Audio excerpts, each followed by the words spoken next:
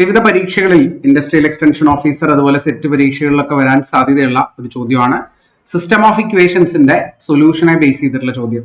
X plus Y equal to 2, X minus Y equal to 0. ഇതിന്റെ solution unique ആണോ infinite ആണോ, solution ഇല്ല എന്നുള്ളതൊക്കെയാണ് ഓപ്ഷനിൽ വന്നിട്ടുള്ളത്. ഡയറക്റ്റ് ആയിട്ട് ചെയ്യാൻ വളരെ സിമ്പിൾ ആയിട്ടുള്ള ചോദ്യമാണിത്. ഡയറക്റ്റ് സോൾവ് ചെയ്ത് നിങ്ങൾക്ക് എക്സിന്റെ വൈന്റെ വാല്യൂ ഉണ്ടോ എന്ന് ചെക്ക് ചെയ്ത് നോക്കാം, യുണീക്ക് ആയിട്ടുള്ള വാല്യൂ. അല്ലെങ്കിൽ നിങ്ങൾ മെട്രിക്സ് ഫോർമാറ്റിലേക്ക് ഓഗ്യുമെന്റഡ് മെട്രിക്സ് എഴുതുക. 1 1 ആൻഡ് 2 1 മൈനസ് 1 ആൻഡ് 0 അല്ലെ. ഇത് റെഡ്യൂസ് ചെയ്യാം. എ ബി എന്ന് പറഞ്ഞ ഓഗ്യുമെന്റഡ് മെട്രിക്സ് ആണ് ഇപ്പൊ നമ്മൾ എഴുതിയിട്ടുള്ളത്. ഇത് റെഡ്യൂസ് ചെയ്യുമ്പോൾ ഏത് ട്രാൻസ്ഫോർമേഷൻ യൂസ് ചെയ്യണം? R2 changes to R2 minus R1 എന്ന് പറഞ്ഞ ട്രാൻസ്ഫോർമേഷൻ ചെയ്യാം. എന്ത് കിട്ടും? 1 1 2. ഫസ്റ്റ് റോയിൽ മാറ്റമില്ല. സെക്കൻഡ് റോ മൈനസ് ചെയ്ത് എഴുതുക. 0 minus 1 minus 1 minus 2 minus 2. Okay, അപ്പൊ ഇവിടെ എന്ത് കിട്ടി? എക്കലോൺ ഫോമിലേക്ക് മാറിയിട്ടുണ്ട്. റാങ്ക് 2 ആണ് അല്ലെ. റാങ്ക് ഓഫ് എ ബിയും റാങ്ക് ഓഫ് എയും 2 ആണ്.